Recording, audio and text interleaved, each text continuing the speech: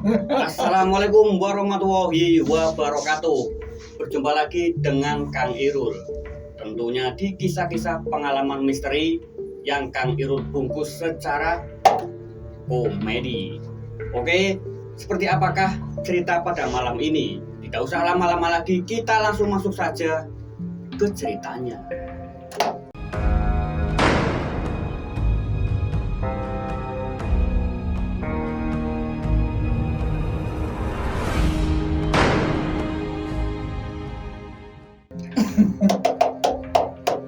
Abu.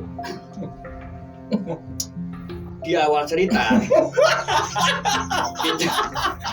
kita diperlihatkan ada 5 karyawan ini, dulur-dulur yang bekerja di salah satu perusahaan di instansi keuangan. Yang pertama sebut saja namanya Pak Sidik, yang kedua Mas Sandi, yang ketiga Mas Dito, yang keempat ini Mas Rizal, dan yang kelima ini terus terang Kang Irul sendiri. Ini adalah cerita nyata dari Kang Irul ya. Nah, dari kelima karakter ini, yang pertama itu Pak Sidik ya. Pak Sidik itu mempunyai badan yang sangat besar sekali ini, dulur-dulur.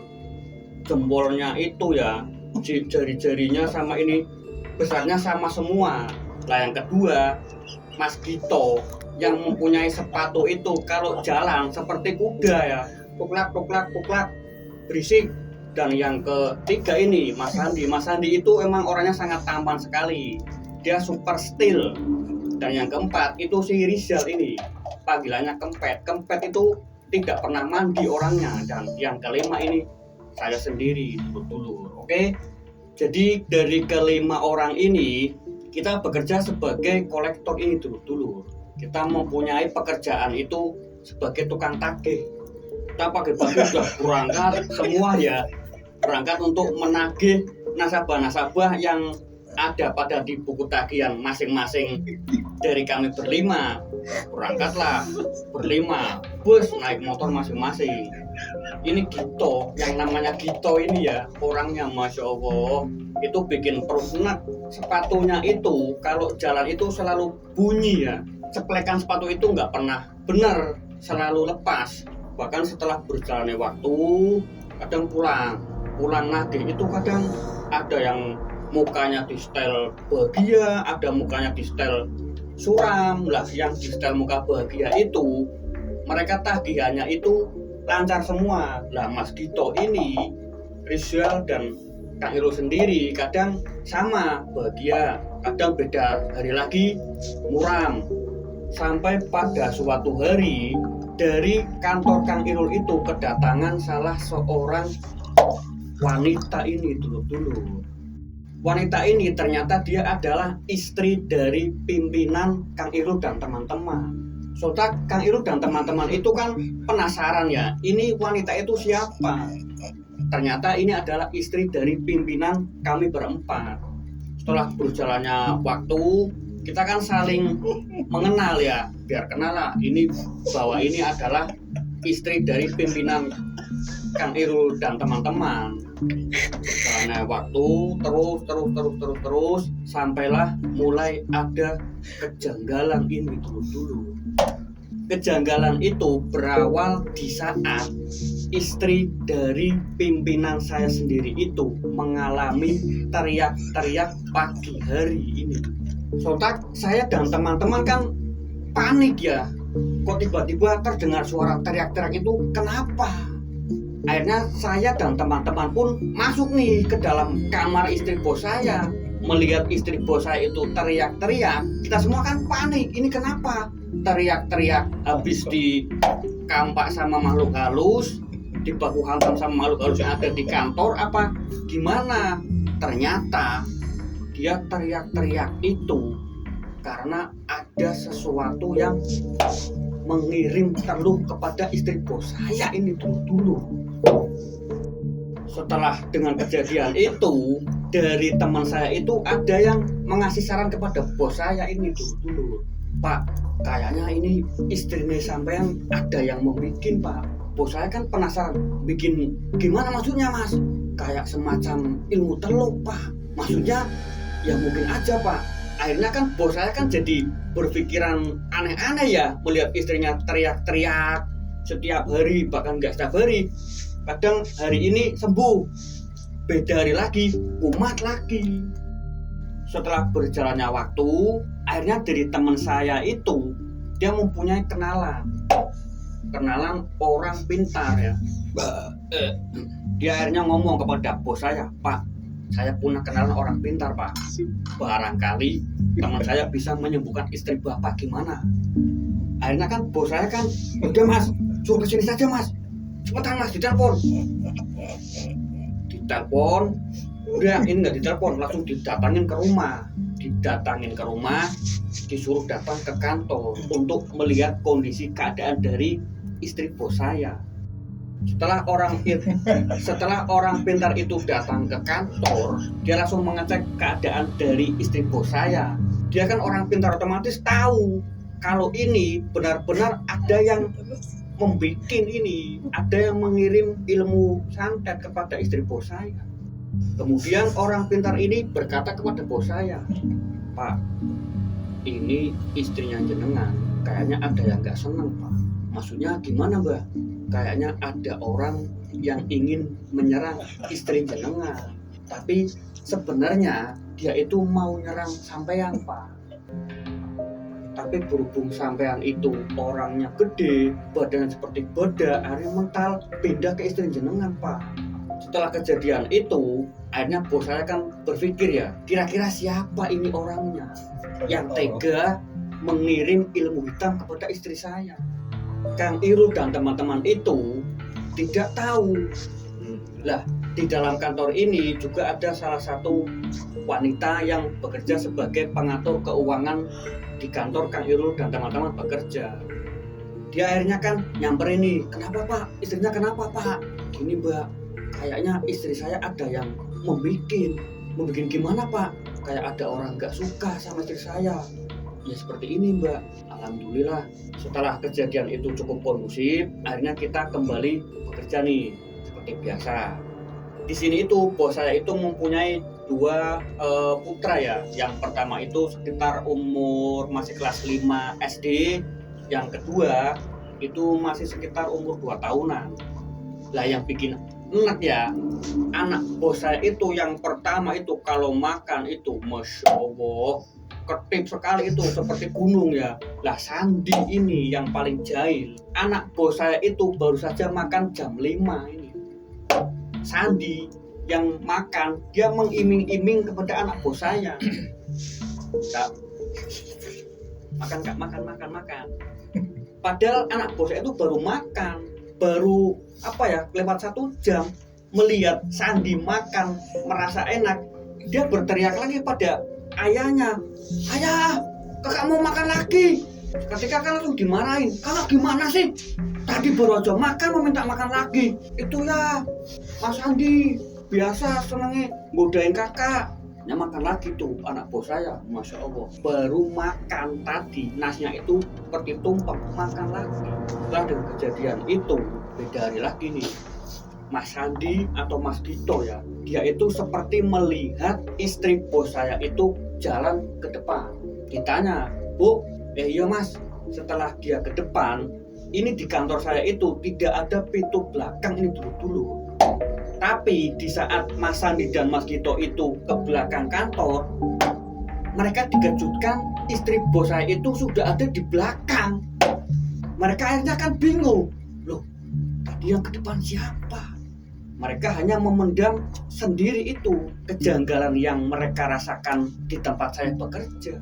Nah setelah dengan kejadian itu, beda hari lagi nih, siang-siang ya, berarti pas hari libur kayaknya. Saya itu pulang ke kampung, terus semua pada pulang. Nah di kantor itu tinggal istri bos saya dan bosnya itu. Tapi bos saya itu masih keluar.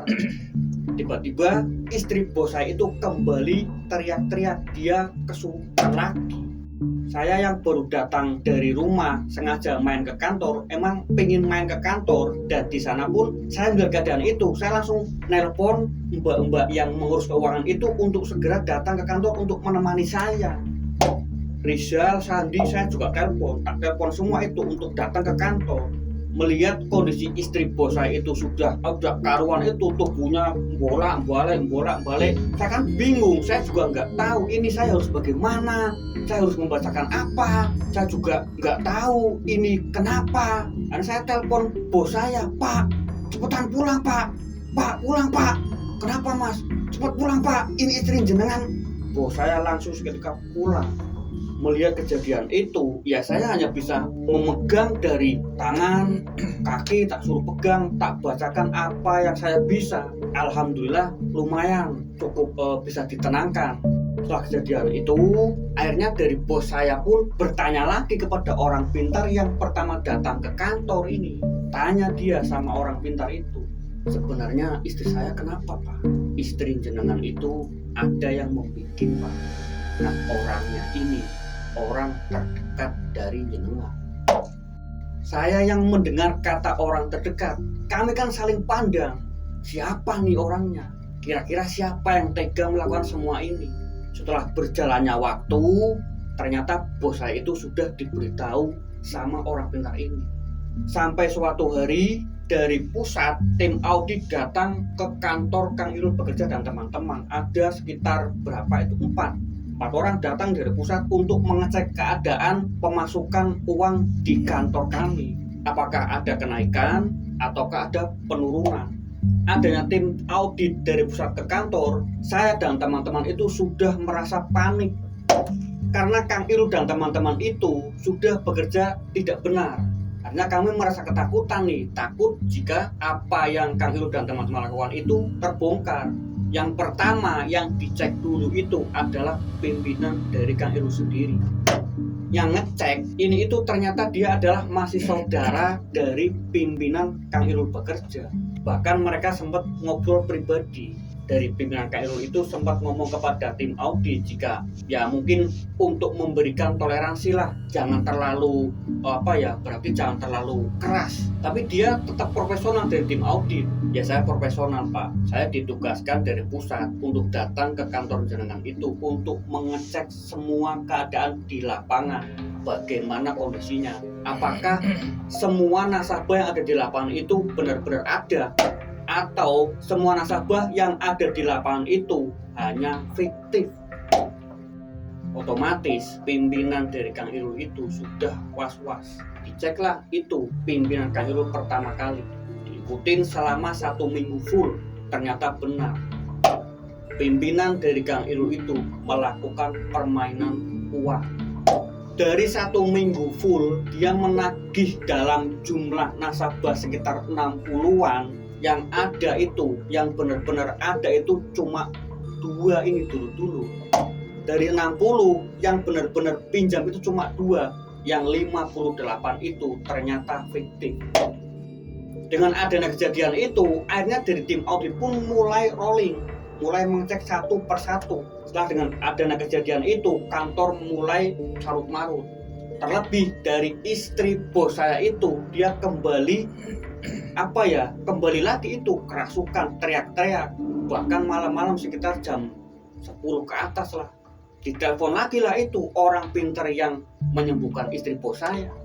Telepon, dia datang ke sana. Setelah datang ke kantor, dia akhirnya keluar dari kamar, bahkan sampai menunjuk-nunjuk ke belakang itu, ke dapur. Istri bos saya itu berkata kepada saya dan teman-teman, dia seperti melihat kayak ada sosok makhluk yang terjepit di bawah toren air ini dulu. Kang Irul dan teman-teman otomatis kan bingung, makhluk terjepit. Sedangkan saya melihat ke atas tidak ada apa-apa. Bagaimana istri bos saya kok bilang di atas ada makhluk terjepit? Tapi di sini ternyata dari orang pintar itu dia menjelaskan bahwa makhluk yang terjepit di bawah toren air itu ternyata adalah kiriman dari orang yang tidak suka kepada istri bos saya. Tapi dia tidak bisa masuk ke dalam kantor karena kantor sudah diberi pembatas ini ternyata dulu. Bukan pembatas seperti dada bumi itu, enggak, ini pembatas berarti kayak medan goib ya. Jadi kalau makhluk lain mau masuk itu enggak bisa. Setelah adanya kejadian itu, bos saya kan jadi semakin gemes ini karena dia sudah tahu siapa pelakunya. Sampai pada keesokan harinya kita mengadakan briefing. Di briefing kita membahas lagi tentang pekerjaan lagi. Bos saya yang sudah mulai dicek 1 minggu, dia tidak bisa berkutik sama sekali. Saat kita sedang fokus melakukan briefing, tiba-tiba istri bos saya itu dia kembali kumat. Jam 9 pagi dia teriak-teriak lagi di kamar. Seketika saya dan teman-teman sedang meeting, teman-teman kan keluar dari ruangan, langsung lari ke kamar melihat kondisinya bagaimana ini. Dari tim audit itu 4 orang, mereka tidak ada satupun yang keluar untuk menolong ini. Bos saya yang sudah tahu pelakunya, dia seketika itu akan bertindak anarkis. Tapi Kang Irul dan teman-teman berusaha untuk menenangkan. Saya peluk dari depan, ini Mas Gito dari samping, Mas Sandi dari belakang, Mas Rizal juga ikut dari belakang. Kita berusaha untuk meredam amarah dari bos saya. Terlebih di sini kan kita sedang ada tamu penting dari pusat, otomatis kita harus menjagalah jangan sampai ada keributan.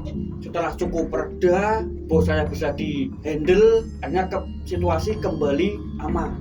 Setelah kejadian itu, kita kembali lagi kerja.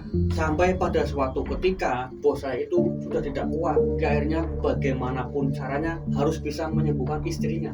Di saat berjalannya waktu, ada salah dari teman saya itu, dia memberikan masukan kepada bos saya. Pak, jenengan kepengin istri ini sembuh? Iya mas. Jenengan punya teman pintar gak mas? Orang pintar mas? Saya punya kenalan orang pintar pak, ada. Insya Allah kayaknya manjur. Di mana mas? Tapi agak jauh pak alamatnya. Gak apa-apa, jauh apapun saya akan datang ke sana asal istri saya sembuh. Iya pak, tapi alangkah baiknya kita sowan dulu ke sana pak.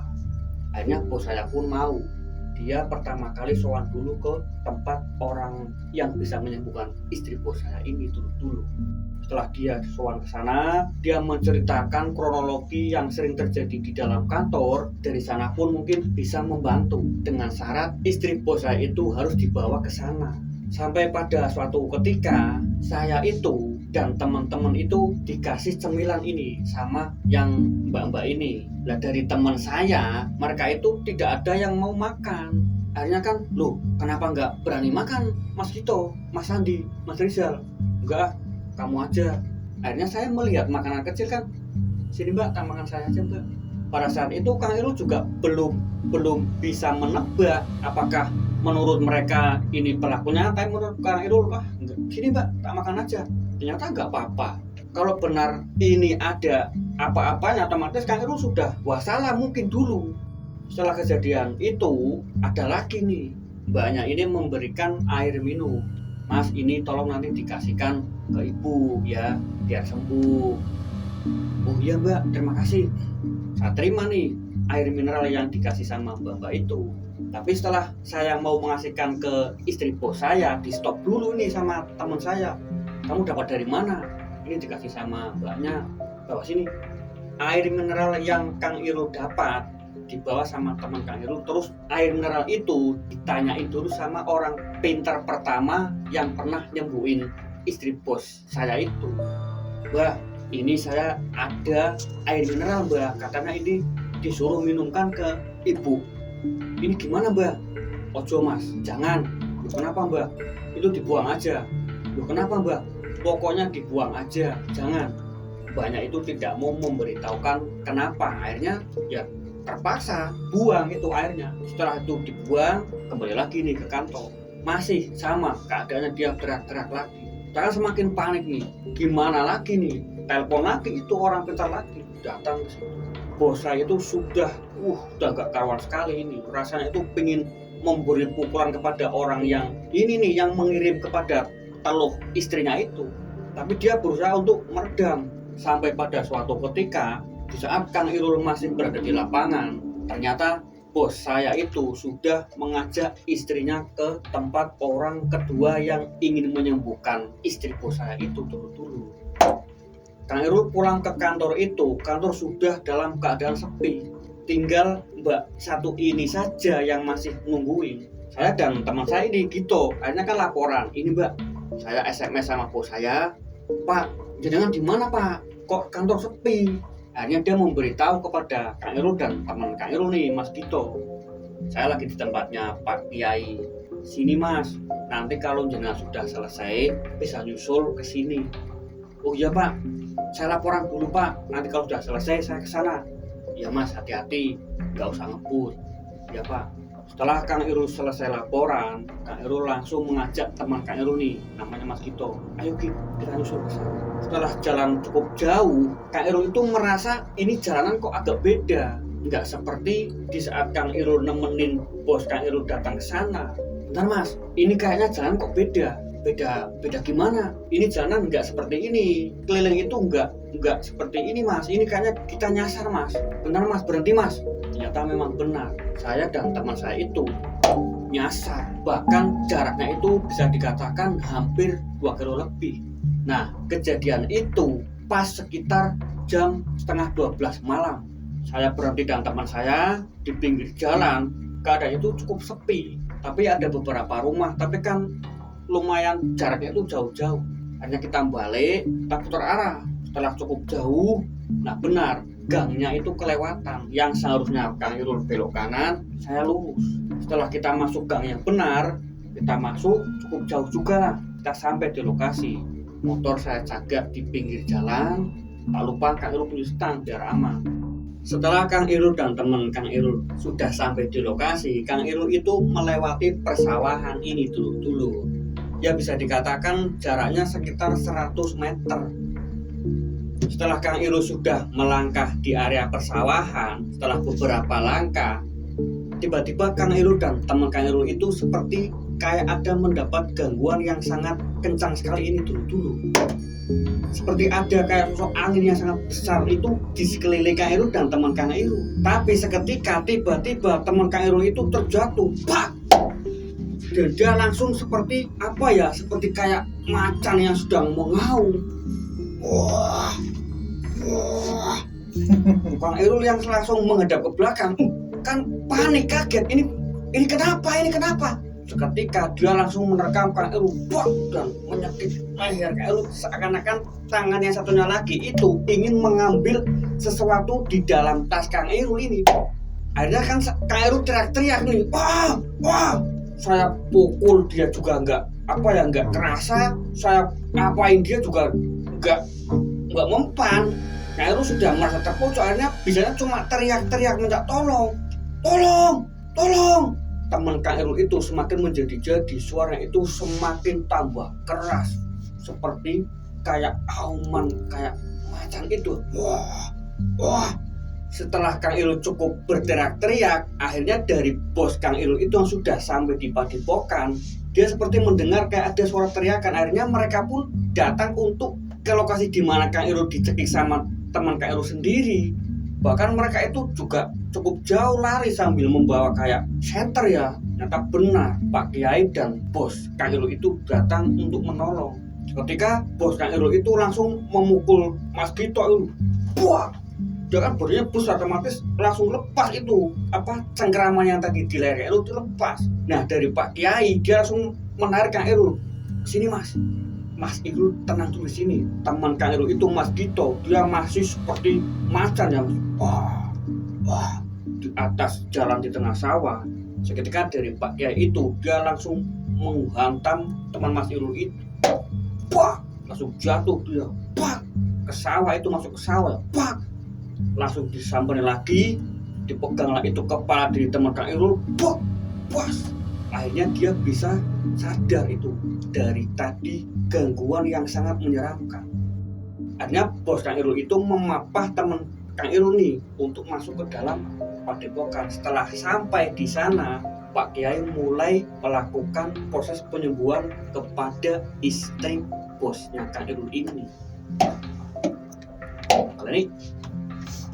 Setelah proses itu selesai, akhirnya dari Pak Kiai itu pun menceritakan kenapa tadi Kang Irul dan teman Kang Irul itu diserang di saat akan menuju ke lokasi. Pak Kiai di sini bercerita, Mas, jenengan pengen ngerti kenapa tadi pas sampean mau kesini tiba-tiba teman sampean itu seperti kayak macan, seperti harimau. Kang Irul yang penasaran akhirnya bertanya, emangnya kenapa Pak Kiai? Jadi adanya Mas Irul datang ke sini dan temennya dari sana itu sudah tahu jika Kang Irul itu akan membawa syarat untuk bisa menyembuhkan ibu dari bosnya Kang Irul ini. Oh, jadi seperti itu Pak Kiai? Iya Mas. Nah, ini yang menyerang dari istri bosnya jenengan itu adalah yang bekerja di kantor jenengan sebagai pengatur keuangan. Kang Irul yang mendengar penjelasan dari Pak Kiai jika tersangkanya itu adalah yang bagian pengatur keuangan di dalam kantor, Kang Irul seketika langsung kaget. Bentar Pak Kiai, maksud Pak Kiai? Iya Mas, kalau masalah nama saya nggak tahu, tapi itu orangnya. Kang Irul langsung seketika nyeletus ini, Mbak Tika Pak Kiai. Ya kalau nama saya nggak tahu Mas, tapi itu orangnya. Bentar Pak Kiai, saya juga pernah melihat sesuatu yang janggal Pak Kiai. Janggal gimana Mas? Saya pernah memergoki Mbak Tika itu, tasnya itu jatuh Pak Kiai. Terus, nah dari dalam tas itu kayak terjatuh sesuatu kayak boneka kecil Pak Kiai. Nah di boneka itu seperti kayak ada jarum-jarum kecil yang menempel di beberapa bagian yang ada di boneka itu Pak Kiai. Benar Mas, apa yang sampean bicarakan itu benar. Jadi mbaknya itu alatnya pakai boneka itu. Sementara dari bos saya itu mendengar penjelasan ini, seketika dia langsung marah. Pak Kiai, pokoknya saya pengen dia kena dari apa yang dia kirim pada istri saya Pak Kiai. Harus dikirim balik ke sana Pak Kiai. Harus pokoknya. Bos saya yang tidak terima dengan perlakuan dari Mbak Tika ini, dia kepengen apa yang dia kirimkan kepada istrinya itu dikembalikan kepada dirinya. Tapi Pak Kiai di sini melarang. Sudah Pak, cukup. Jangan saling membalas. Istri jenengan ini sudah sembuh, jadi tidak usah ada pertikaian lagi. Setelah saya dan teman-teman itu selesai, akhirnya dari Pak Kiai itu memberitahulah, membocorkan. Jadi sebenarnya itu ada apa ini Pak? Jenengan kalau pengen tahu Mas, kenapa Mbak Tika itu ngirim teluk kepada istri bos jenengan, jenengan bisa tanya langsung kepada Pak Sidik. Dia yang tahu kronologinya itu seperti apa. Akhirnya Pak Sidik yang sudah ketahuan jika dia ternyata adalah dalang utama dari semuanya. Akhirnya Pak Sidik pun membeberkan permasalahan dari awal kepada Kang Irul dan teman-teman. Jadi benar Pak Kiai, dulu sebelum ada nih Mas Irul, Mas Gito, Mas Andi, dan Mas Rizal, saya itu membuka kantor di salah satu kota di Jawa Tengah itu cuma berdua Pak Kiai. Nah, di sini saya memang pernah ada hubungan dengan Mbak Tika. Itu ya cukup lama, sampailah saya mempunyai karyawan dari Mas Andi, Mas Gito, dan Mas Irul. Sampai pada suatu ketika istri saya itu datang. Nah mungkin dari Mbak Tika itu dia merasa tersakiti Pak Kiai. Ya, jadi saya sudah tahu Pak. Jadi intinya Pak Sidik sudah tidak usah mempunyai rasa dendam kepada Mbak Tika. Intinya masalah sudah selesai. Akhirnya setelah kita cukup lama di padepokan Pak Kiai itu, sekitar hampir mau subuh kita pulang ke kantor. Setelah kita pulang ke kantor, Pak Sidik yang sudah mulai di off dari pekerjaannya, dia mulai perlahan-lahan membawa barang-barang pribadinya keluar dari dalam kantor itu tanpa sepengetahuan dari Kang Irul dan teman-teman. Setelah barang-barang itu berhasil dibawa perlahan dari kantor sedikit demi sedikit, Pak Sidik dan istrinya dan anak-anaknya itu menghilang entah kemana. Dengan adanya kejadian itu berimbas kepada Kang Irul dan teman-teman. Mereka satu persatu mulai di PHK dari kantor, dari Mas Andi, dari Mas Gito, dari Mas Rizal, dan saya yang terakhir. Setelah adanya itu, kantor pun akhirnya bangkrut dan tutup. Dan Pak Sidik juga menjadi buronan dari perusahaan yang telah dibangunnya dari awal. Jadi seperti inilah pengalaman nyata yang Kang Irul rasakan di tahun 2015 lalu ini dulu. Pesan-pesannya ya Udahlah, kalau bekerja itu jangan bermain wanita. Kalau mau bermain wanita, nunggu Obama clonting dulu ya. Akhir kata, Kang Irul pamit undur diri. Sekian, wassalamualaikum warahmatullahi wabarakatuh. Aduh, ya Allah.